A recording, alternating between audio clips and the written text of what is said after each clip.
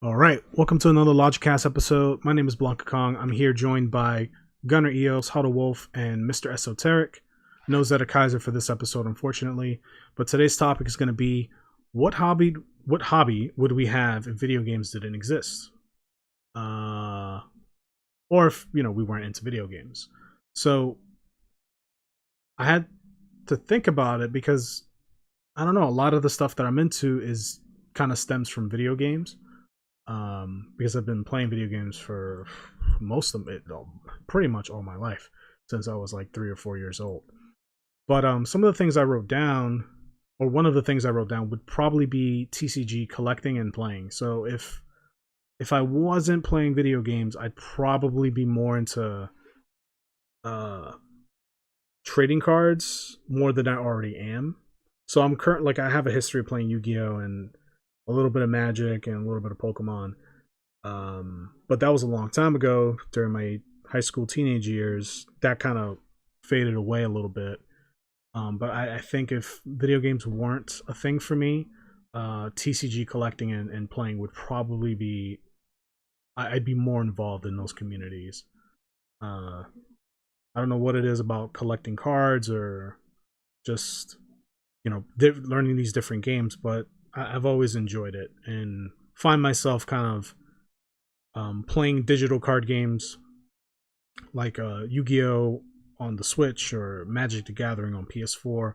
I would always find myself kind of revisiting that hobby and even thinking about going back to playing it in person, like actually playing the physical card game. But then the prices of certain decks and things like that kind of push me away. I'm like, maybe that's not what I want to do.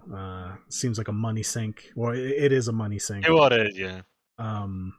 So video games, I can replay the same game multiple times, and it's a little more economically friendly. I would say. Even if you played more of the digital ones, that still would be significantly cheaper than getting back into the physical hobby. Like, if you pull on the Yu-Gi-Oh decks in a game, it's still not going to equal out to what you pay for maybe a card. That's true. And then with digital game, right? With digital card playing, you play against you have the whole like world to fight against.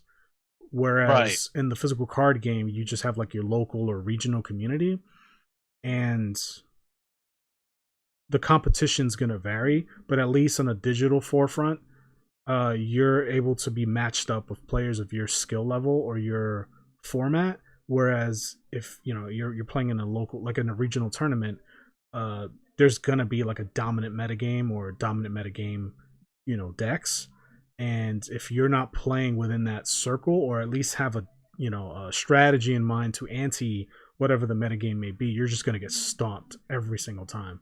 Which stop playing real quick. Yeah, which is gonna discourage you, and then that, and you can't even just play anymore at that unless you're just playing like random people outside of the tournament. But which is rare because everybody wants to be competitive. Everybody like that time of casual play that doesn't really exist anymore, at least from my understanding. I mean, I'm sure people still because of the age of the internet, more information's available, and you play games to win typically, right? So more people, I think, if I compared like specifically Yu-Gi-Oh, and I'm sure it's the same for Magic and Pokemon. In fact, I know it's the same for Magic and Pokemon. If you compare competitive play today to competitive play 20 years ago or 25 years ago, depending on the card game we're talking about, there's going to be like the casual play population is significantly less because, again, more people have access to information. Whereas 20 years ago, net decking wasn't really a thing. You just played and just you just learned you got what you got, and you learned what you learned, and you used it. Kind of like the arcade scene in fighting games. YouTube didn't exist. There was no combo videos. There was none of that. It was just, you were as good as your competition. But the moment you go into like bigger tournaments, you find yourself at Evo or something like that, and you're fighting against players from Japan or Korea, you're exposed to new tech that wasn't even conceivable to you because you just weren't exposed to it. So the card game, the trading card games are kind of the same thing, where you know, your region and who you're playing with kind of determines your skill level. And now that we live in the age of information, where you can learn what the best decks are, what regional decks are winning, you know, what strategies are most dominant. Everybody has access to that information, so everybody's going to want to kind of lean to those strategies. So, with that being said, TCG. Mm-hmm. Go ahead. No, go ahead. My bad. No, I was saying, as someone who accompanied you in TCG collecting and playing, as you know, specifically Yu-Gi-Oh, I saw the scene a little differently. Whereas, like, definitely near the end of our interest in it, you know, when things started being posted, bills started being posted on the internet, and people started copying them. There was still also just being in that environment, regardless of the interesting atmosphere that it could be. Being in that environment, you also got to see in raw people's ideas and point of view. You won't get to see over the internet, because the internet, while if you was to play it digitally, that doesn't change the fact that everybody's going to run the same thing. You know, it doesn't. People are still going to do it, but now there is that human interaction that's taken away from it to make yourself separate from others. And I give an example on there. Go for it. Yeah. Now, when you was running your tournaments at your store where you live,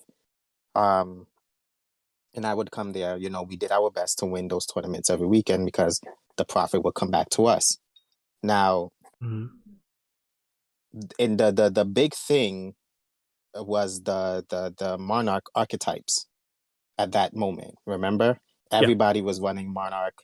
Everybody had Treeborn Frog Monarchs was the shit for sure. Was the shit, right? Yeah. Now let's take that and say, okay, well, it was digital. Now, what happened is, with it being digital, everybody is going to run the exact same build the exact same way, because they know that 9 out of 10 times it's going to work. Yep. But then when we got me having human interaction with people that started visiting your store, it started sparking ideas in my head, right? So that's when I teched in the card Cold Wave. And then when I started using that, it blew up builds that was similar to mine, because that was the metagame build to use, right? So I was able to take that advantage simply because I saw a low tier, as quote unquote, not to disrespect the person, but a low tier player or a lower tiered player use that card. Because I witnessed that, because me and him, you know, we're just in the same vicinity.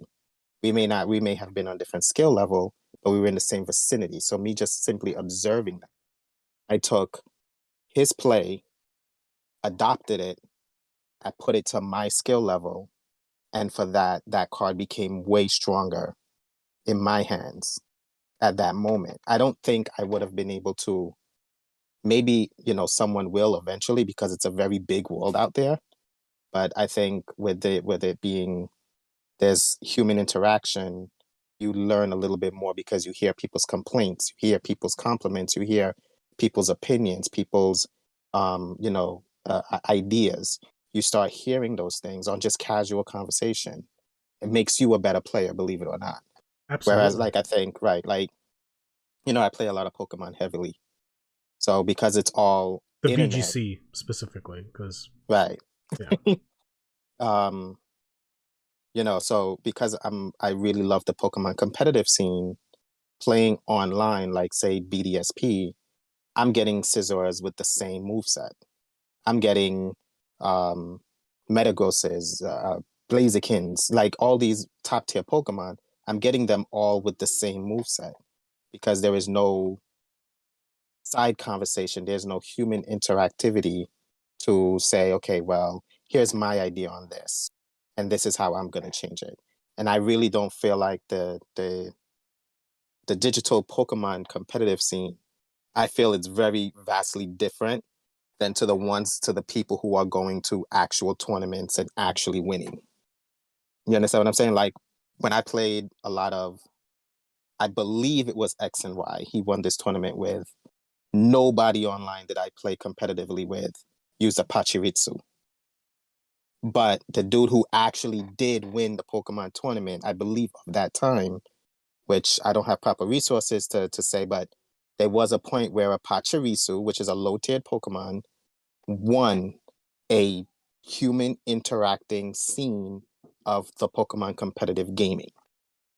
And I think that comes from just being around actual people and learning and seeing things that, you know, people talk about and taking that and adopting it into your play style.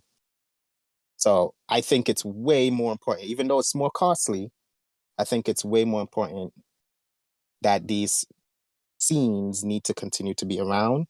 And I think that's a better way. I will always say, in my personal opinion, it's always a better way to go about that card game collectible hobby is to be around other people, because there are people with great ideas that just won't go to the internet and talk about it. Yeah, that's true. I can see that. That's definitely true, but that's a more like nuanced thing that doesn't happen all the time in person. We'll say in person competitive gaming, because that could mean fighting games and that can also mean Pokemon VCG and whatever. Because like you mentioned the Cold Wave thing, like Cold Wave, that was something that you did discover without any outside like influence, but around the time that you discovered it, like a bunch of other people kind of like had the same, you know, and so it was like this weird, I don't want to say hive mind, but like this weird like thing where multiple people were kind of like, wait a second, you know, and so that became a thing, and it kind of changed the metagame, and Cold Wave got, I think, restricted and banned at one point because it was that good. Freaking common card from like Pharaonic Guardian from like 2007 or 2006, whenever the hell it was released. Like, what? Why is this? What? Which is one of the coolest things about Yu-Gi-Oh, in my opinion, is the fact that a card from 10 years prior to the current metagame could change the landscape entirely, which is crazy. That game was so unpredictable, which was kind of cool. Like, I kind of enjoyed the chaos. No pun intended.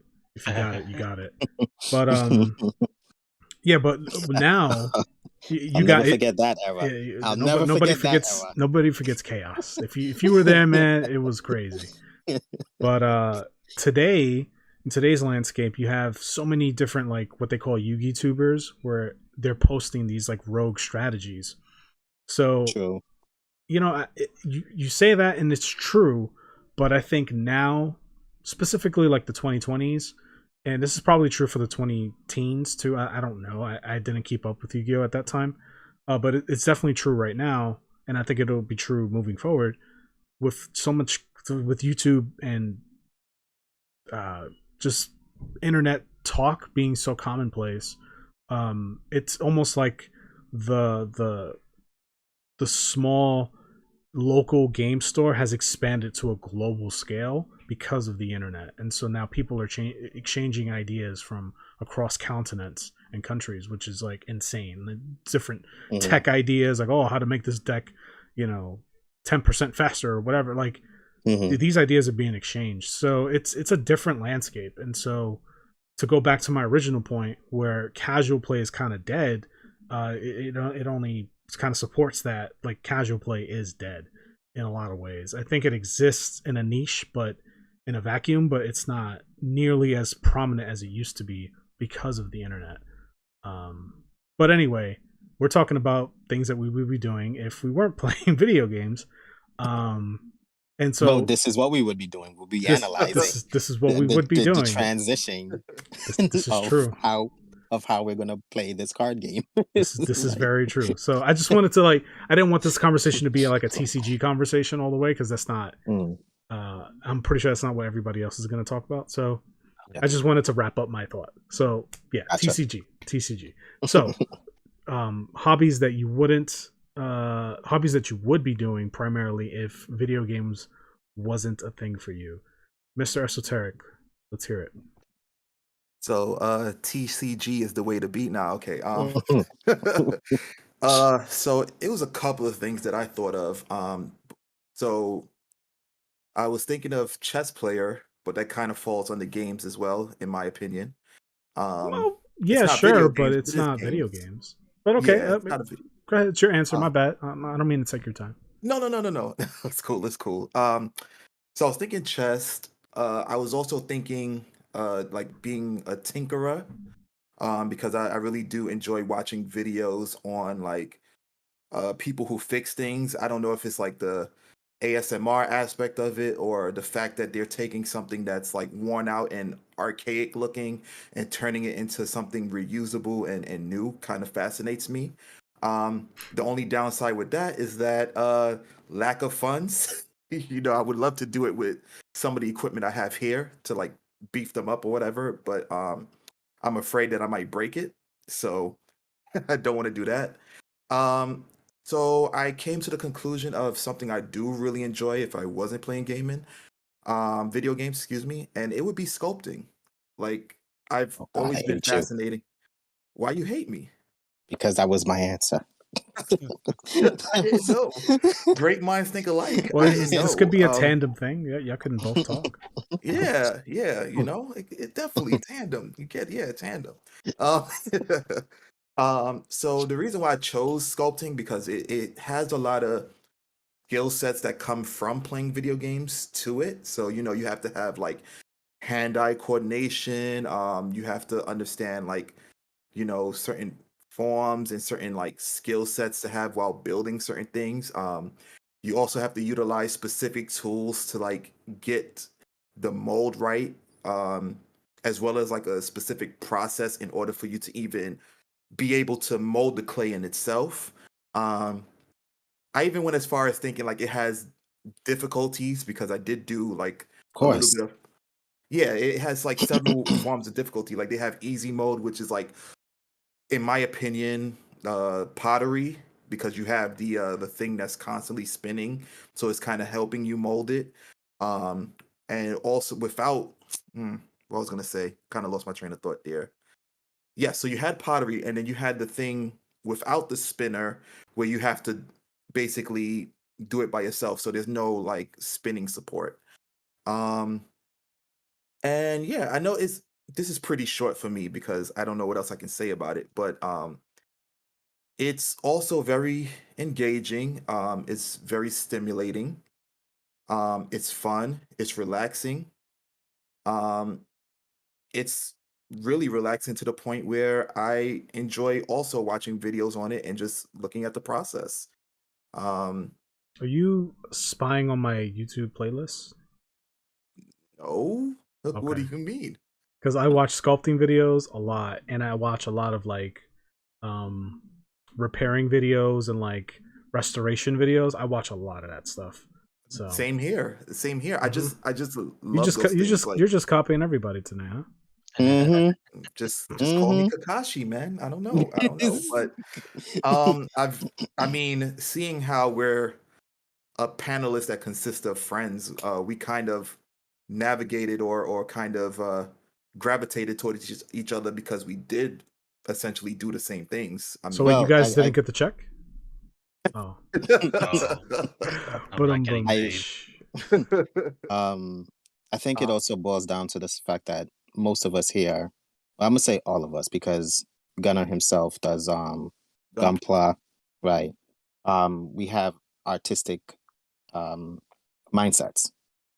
So much like in a video game, right?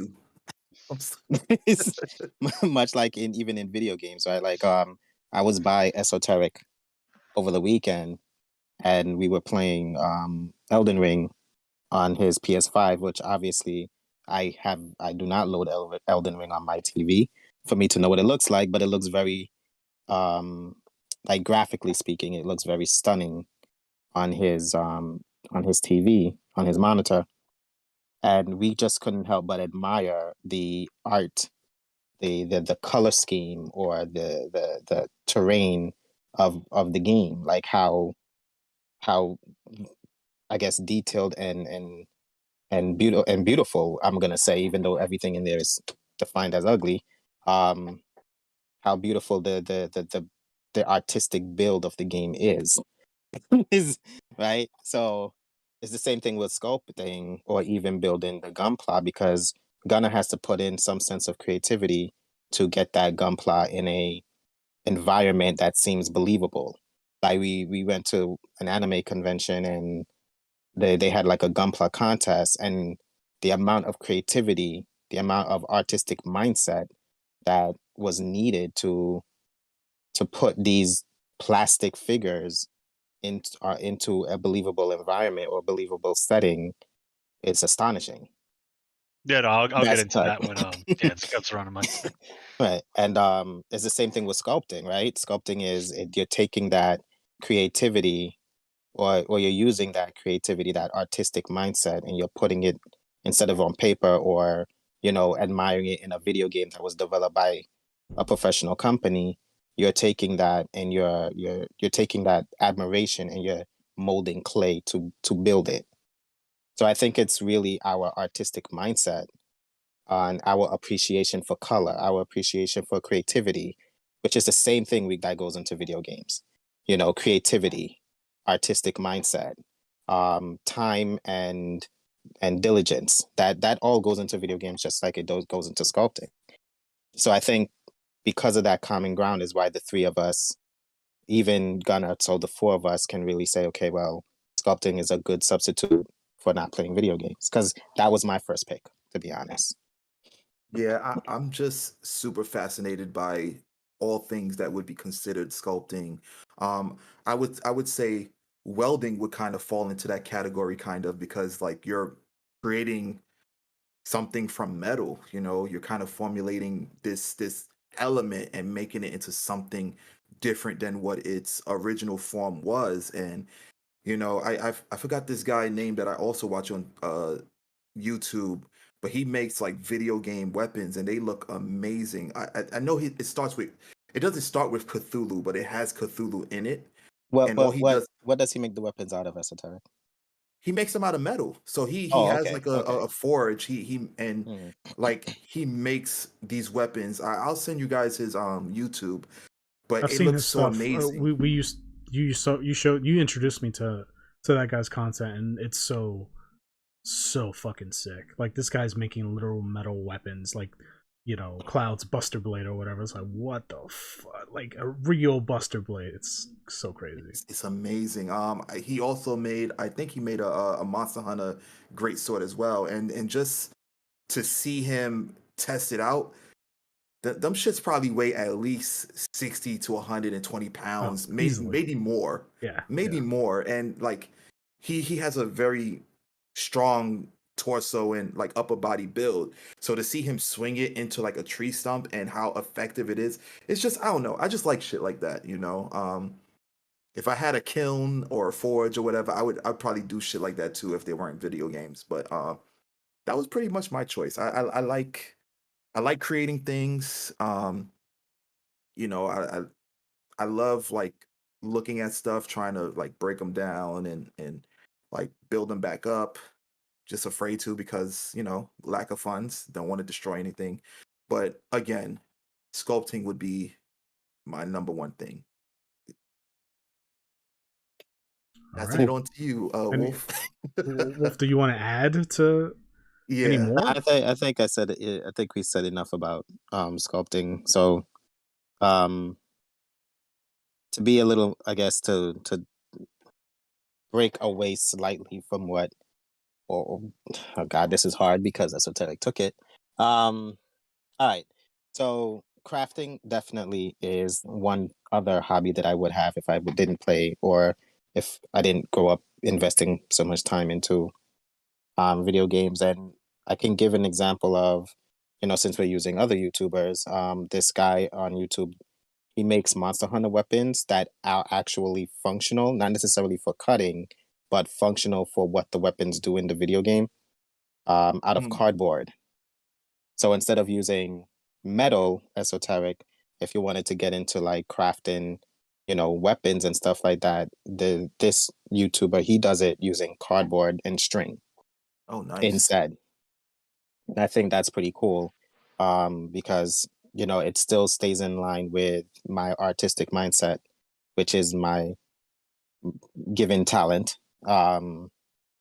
So definitely, if it wouldn't be sculpting, it would definitely be, crafting. It doesn't necessarily have to be anime weapons, but it can just be crafting things, just using the, natural surroundings around you.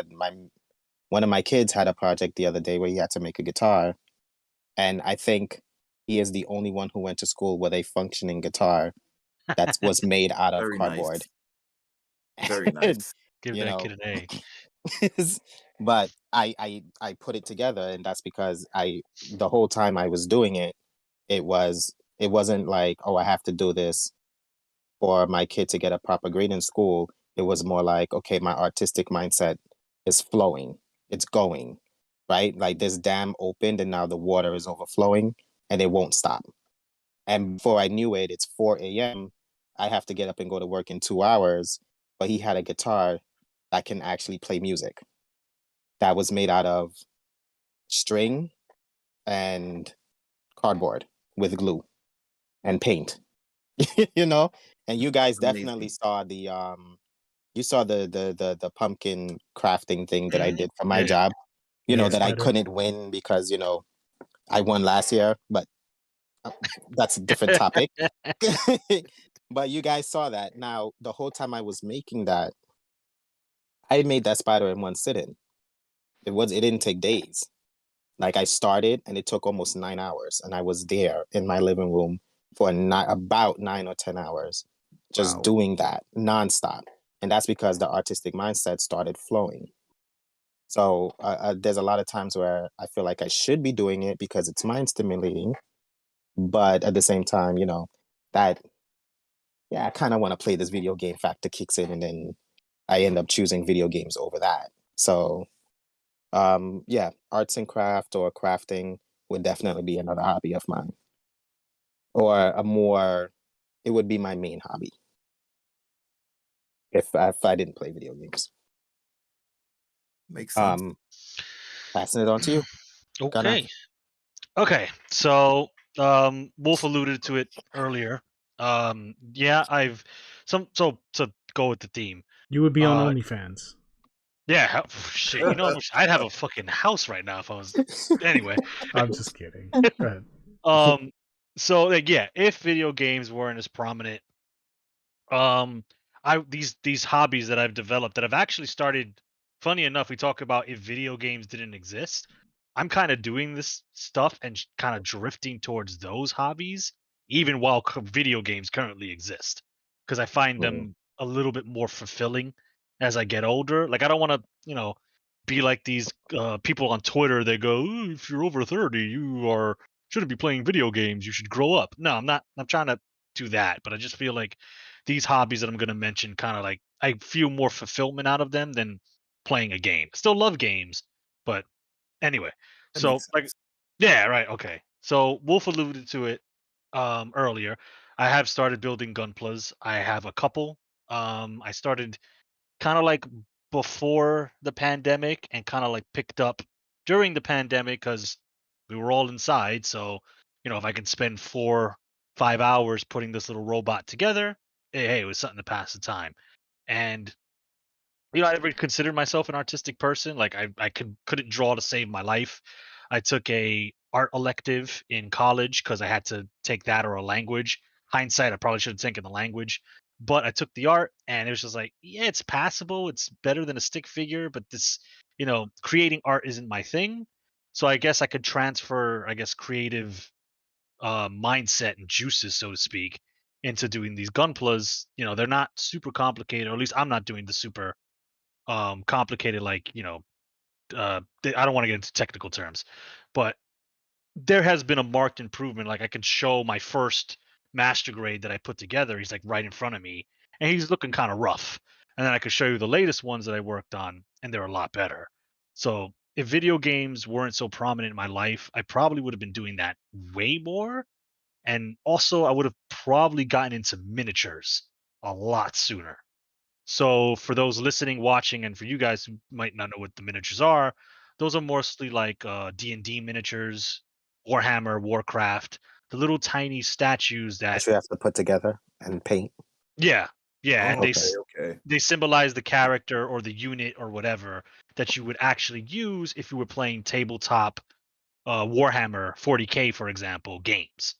So I kind of share, BlankaKong's thing in terms of I don't necessarily want to play so much the game because if you think lugging a card pack with you to a tournament is rough, imagine carrying your entire miniature army with tanks, soldiers, airplanes.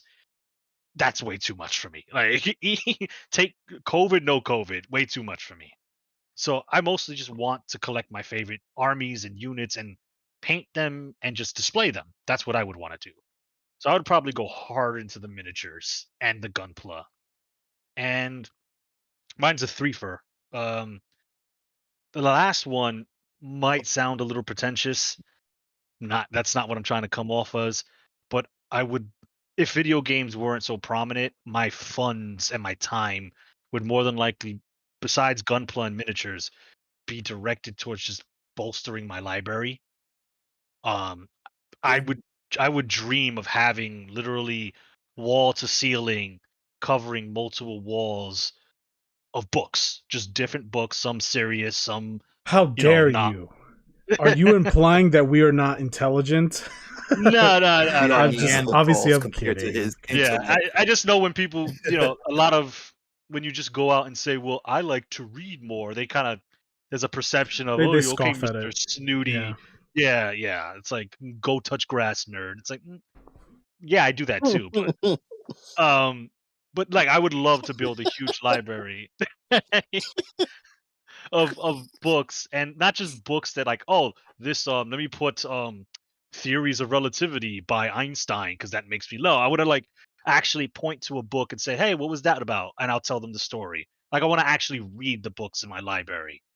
So, like I said before, some of these like all these hobbies minus the miniatures, because that's talk about money sinks. That's a money sink.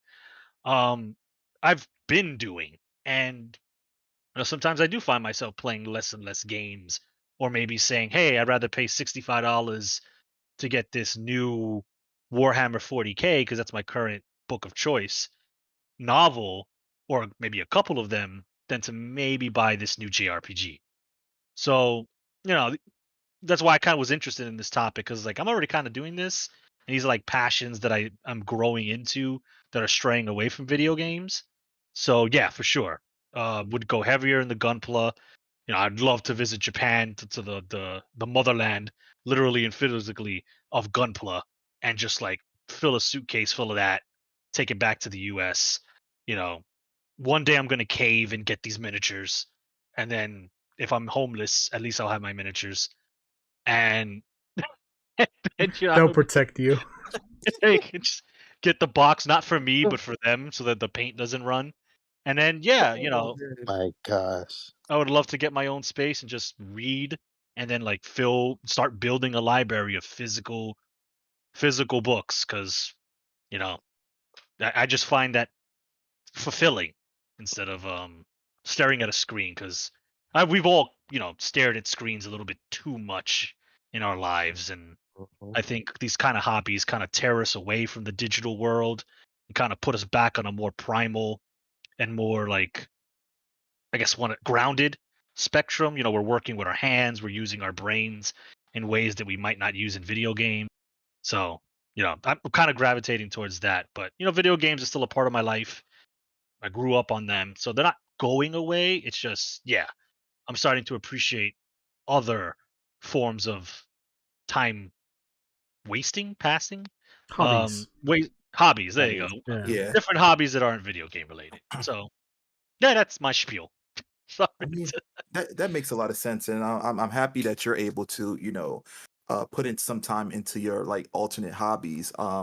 With me, as you guys know, with what I'm trying to do, it kind of gaming kind of encompasses what I'm trying to achieve. So I'm actually spending more time playing games as opposed to moving away from them. Um, as Kong and Wolf probably know, you probably don't know Gunner, but there was a time where I couldn't even pick up a game. Like I would just look at my library, I'll just look at my systems, and I'm like, I don't even feel like playing this game. I don't feel like playing anything. I've had literal moments where the controller will be right across from me, right in front of me, because in this day and age we have wireless controllers that turn on systems. It's within arm's reach, and I don't even want to pick it up. Like I'm like, oh, it's too far away, or take a nap or some shit. So, Oh um, wow, okay. yeah, it's been instances like that. I feel like with what's happening now and what I'm trying to do, it kind of revitalized my passion for gaming. Um, but I would like to in the future possibly allocate some time to at least one of the little hobbies that I want to do. It might not be sculpting because sculpting has a very high learning curve. It also requires a lot of attentiveness. And again, it depends upon the time for me to be effectively good. Um, but I don't mind like playing a couple of chess games or like one of the hobbies I didn't mention was like sketching. That's something I can do during my minimal downtime. Um, but yeah, I say this to say that I'm happy that you're able to, uh, you know, um, do your alternate hobbies. Like I feel like that's a good thing to have. Well, I think more people should take after Gunner's point of view when it comes to video games. Have a Absolutely. have a second hobby or a third hobby or a fourth hobby, but don't. I mean, if you're not a content creator, like I don't. I feel like you could do. There's but so much hours in the day that we can take advantage of. You should mix it up a little bit and have multiple hobbies. Now if you want to spend all your time playing video games, that's entirely up to you.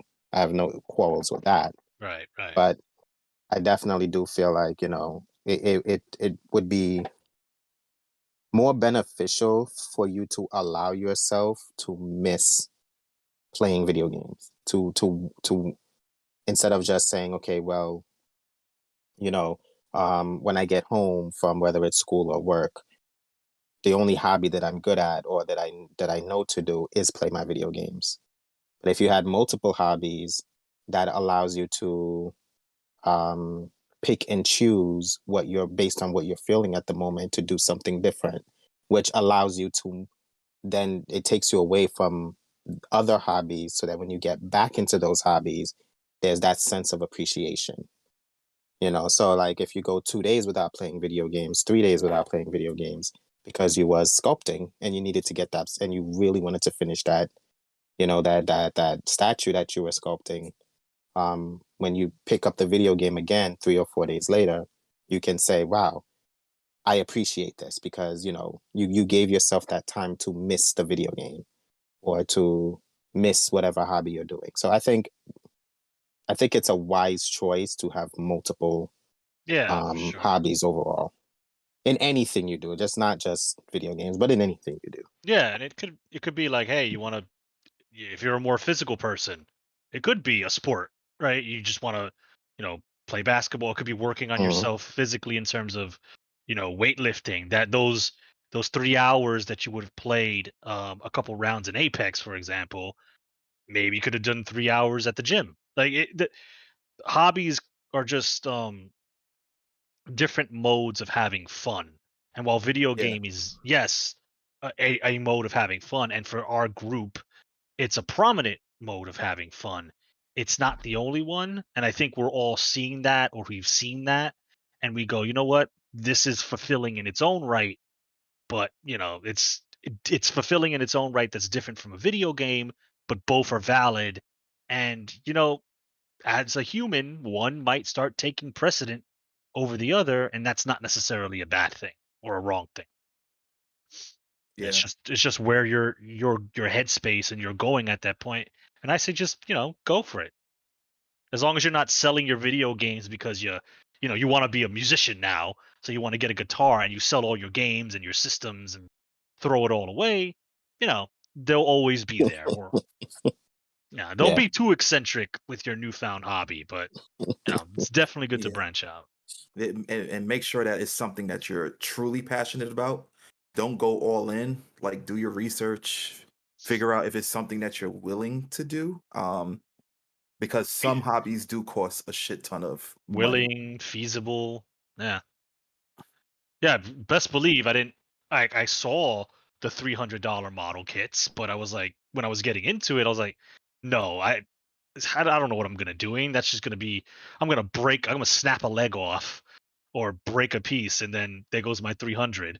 Well, luckily for you, because I did have like a master grade, because I did dabble a little bit into that, like Gundam building. I wouldn't say Gunpla because I never did the whole terrain and I never did the whole painting aspect and the line work. Well, Gunpla is just the terminology. It's like it's the type of Gundam or something. Yeah, it's like when you refer to gacha games and Japanese hero collectors. It's just terminology. Oh, okay. I thought it was more like, in terms of like the overall pretty much building the Gundam, creating a space around that world where the Gundam would be in, and it's just like, having that visual overall aesthetic. Yeah, okay. That's a part of it, but if you're like building the model kit from start to finish, then it's the same thing. Understood. Gotcha. So, so with the master grades, the parts are very well built. You would have to really, really like use full force to break, because I had the Wing Zero, and first it starts off with a metal frame, so you have to build the skeletal structure first, and then on it, that's when you start putting on the other pieces to make it look like the actual Gundam. So it's really stable. So you will get your money's worth with them. I'm sorry, not the master grade, the perfect grade. Excuse me.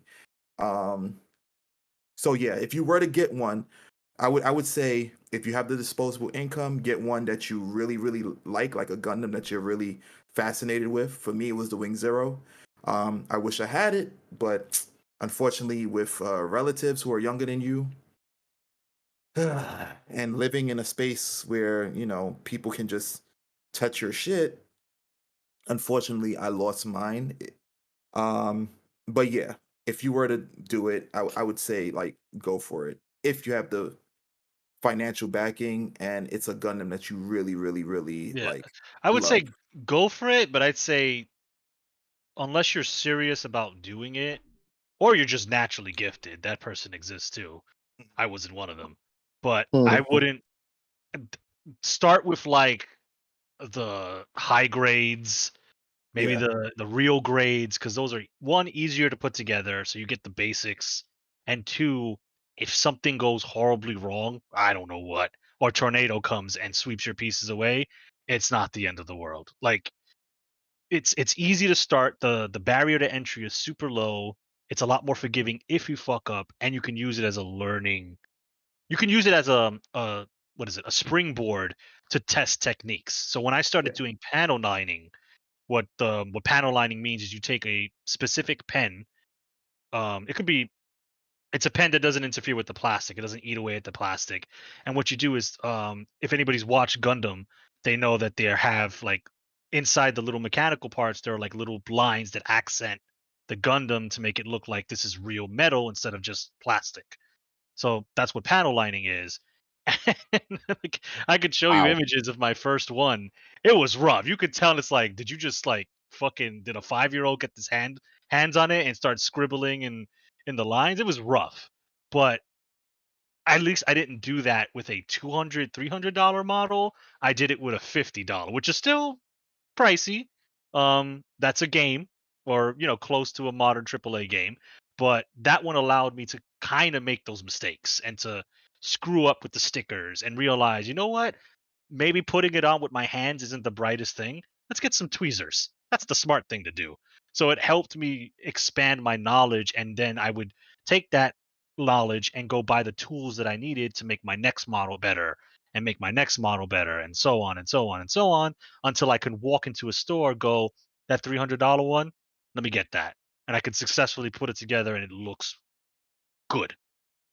But so I definitely agree. Like, if you want to, anybody who's listening, watching, if you want to get into it, it's an amazing hobby.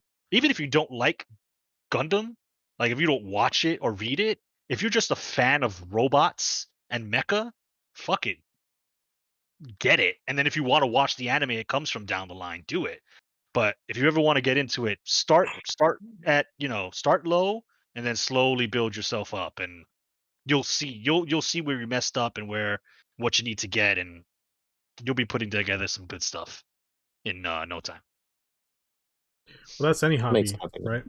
Like you should start small and kind of work your way in. So. Yeah, that's true. It's funny you guys mentioned. No, go ahead. Finish up. No, so yeah, you're talking about TCG. I wouldn't, if you wanted to collect, well, maybe it's different. Maybe you would want to go for the big cards first, because if you're collecting, those cards might be harder to find, so it might not be an applicable comparison. Because I was gonna say maybe don't start with the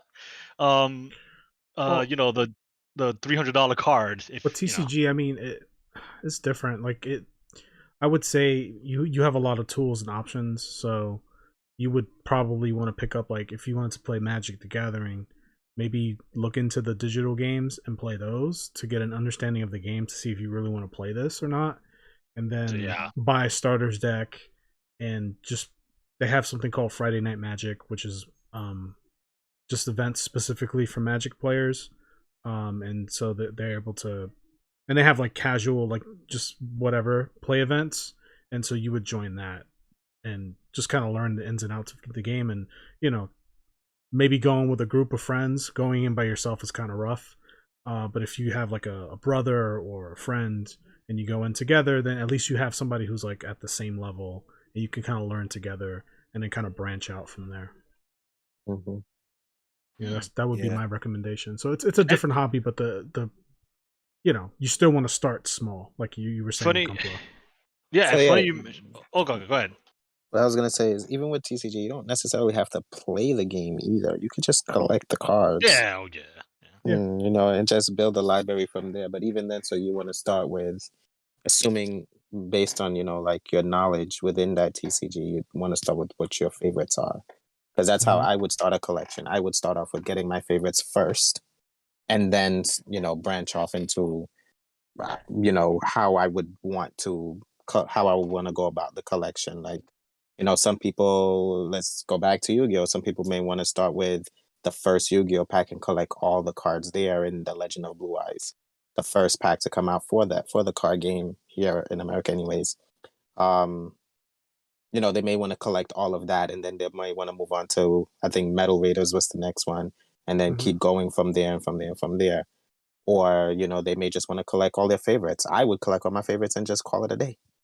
It's like, but it's still some kind of structure you got to put behind whatever hobbies you want. I mean, you even put structure behind the video games you play.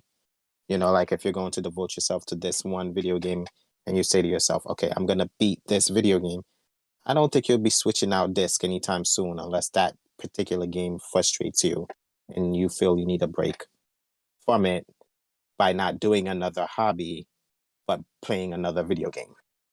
Then, you may meet that situation where you're taking the disc out of the system or loading a new app. But yeah, it's with TCG, you don't have to play either. You could just collect. See something cool, you like it, collect it. You're like, well, these are the cards from the Magical Gathering that I saw that I like. So I had the money and I bought it. Stuff like that. You guys mentioned earlier about taking a break from video games, and I just wanted to mention this. Like, for me, I share a lot of sentiments with Gunner. The last game I played and finished was Elden Ring. That was like 2 weeks ago. I haven't played anything since, like, at all. And it's not like I don't have the time or I don't have games to play. It's just like I don't know, kind of like taking a break.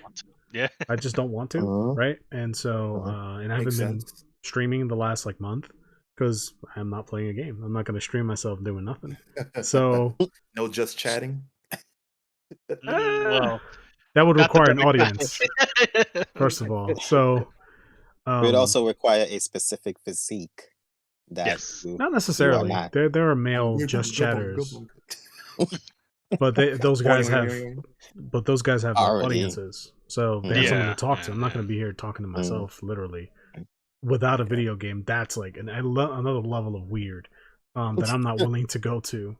But one of the something I've been talking about for a while, at least I think I've spoken about exploring this hobby, at least with Esoteric and Gunner and Zeta, who isn't here. I don't think I've ever spoke about it with Wolf, but 3D printing is something I've been wanting to do for a long time now. Yeah. And that kind of coincides with the whole figure collecting. Like I like small figures. Like there's something like amiibo sized figures, like those figures are pretty cool to me. I don't know what it is, but it would be I've always have these ideas of like, oh, it would be so cool if there was a figure that had this pose or these two characters fighting or something like that. And so I was like, well, shit, like I can. And this goes also with the sculpting thing. Like if you can sculpt, you can just make it. I was gonna say it was a good substitute to sculpting. If you ain't want to like dip and dabble with clay, you just want to do shit digital. And I kind of want to do both. To be honest with you, I want to do 3D Yeah. modeling and sculpting. I actually bought a sculpting kit. I have clay right here at the bottom of my desk. I haven't messed with it yet because I don't really have a space to do it in, and I would also need like an oven. And it's not that I don't have an oven, but that's not a, you know, it's just not ideal. It's just like I'm not gonna wait for the current predicament. It's just yeah, it would be too much and inconvenient for other people that I'm around. So it's like, all right, I'll just kind of, you know, I have the stuff there. I'll explore that option when I'm ready and I'm able to. Same with the 3D printing. There's a lot of like different supplies I would have to buy and machines, and I don't have the space for that right now. And I don't have the ventilation to have like a painting station and all that. Like, and these are things, if I'm gonna do it, I'm gonna do it. And I don't want to like quarter or half-ass it and then end up not doing it, and then you know, so it's like, all right, I'll just not do it for now, and then when there's an opportunity and I have space to do it, then I can jump in head first. So well, are you opposed to doing the digital aspect? Because I mean, it is an alternative. You won't be able to print out your sculpts or whatnot, but you'll still be able to like not only dip and dabble with the system. It doesn't do anything for me. I'm a hands-on guy. I need things in front of me that I can touch, feel. I need tangible things. 3D modeling, I'm not on a. You know, I've done it before. We've went to school. We've been in the same class, so it's not like I'm unfamiliar with it. But it doesn't have the same satisfactory effect that making something that I can physically look at and hold and admire, that, you know, as like looking at something on screen or taking screenshots and sharing it. Like it doesn't do anything for me. So I'm not opposed to doing it. Like if I get the 3D modeling set, I'll get into 3D modeling because I know it'll lead to a physical manifestation of the, you know, of whatever I'm creating. That's what I was kind of alluding to, because once you make your sculptures in ZBrush or whatever sculpting app there is, you'll be able to have those ready to print out and actually have them physically available to you. So that's why I was like kind of asking about that. No, yeah, again, when that time comes, right? Yeah, I'll be more into it. But like if I were to, let's say a year from now, I don't know if this is going to happen, but it's just to say, for argument's sake, let's say a year from now, I'll have the space to have a 3D printing space and a space to paint my figures, like airbrush or physically paint my figures, right? Me learning or getting reintroduced to ZBrush or Maya to model stuff makes sense for the long term. It's like, well, you're doing the work for later, but I know that I will lose interest quickly because I'm not getting the payoff. There's no incentive yet. So it's like, whereas if I had the painting and 3D printing station, then it's like, okay, then I'll be super motivated to learn programming and get in there, because I know it's like, okay, once I do this, I can start printing stuff, and then I can start painting stuff and whatever. So like there's a process. That makes sense. Yeah. So it's like with the Gunpla stuff, it's like, well, if you're not into Gunpla, maybe watch the anime before building the figures. And it's like, it's not the same thing. Like I want to get into it because I want to build the figure, not because of the lore behind the character. Mm-hmm. That's secondary. That could be a part of it, but it's secondary. So I mean, that's probably a bad example, but that's an example I can use based on the stuff that we talked about. So yeah, what your suggestion makes a lot of sense. It just doesn't tickle me the same as if I had everything in place and I can actually like start creating these figures or sculptures or whatever you want to call them. No, that makes sense. I get that.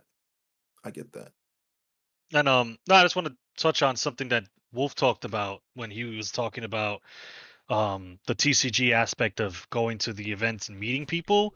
That that kind of reminded me of some instances when I was buying Gunpla. I used to have stores that would stock them like floor to ceiling. So I had like a spot that I can go to that wasn't Amazon. I can look at the models or look at the boxes and go like, okay, you know what? I want to do this. This is my project for the week. And there were instances because again, I had to physically go to the store. There were other people because obviously building, models or, sculpting, that's kind of a solo project where you can do that alone in your room or your wherever your space. And that's perfect for me. But I had to physically go there and go to the store. And I would actually meet other people who were obviously looking at the same things I was looking at. And, that was human interaction that would spark conversation. I've had people come up to me and I would pick out a model and he's like, oh man, that's a really good one. Like, you're going to like building it.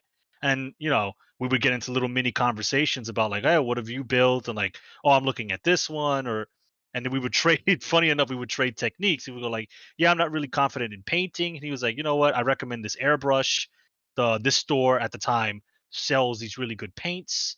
And, that was an interaction with someone who obviously shares the same hobby because he's also standing in front of the Gunpla models. And that was nice. That was nice to just interact with someone who I didn't have to guess. I was like, oh man, do they like that? I don't know. But like I knew he did or she did because they were already there.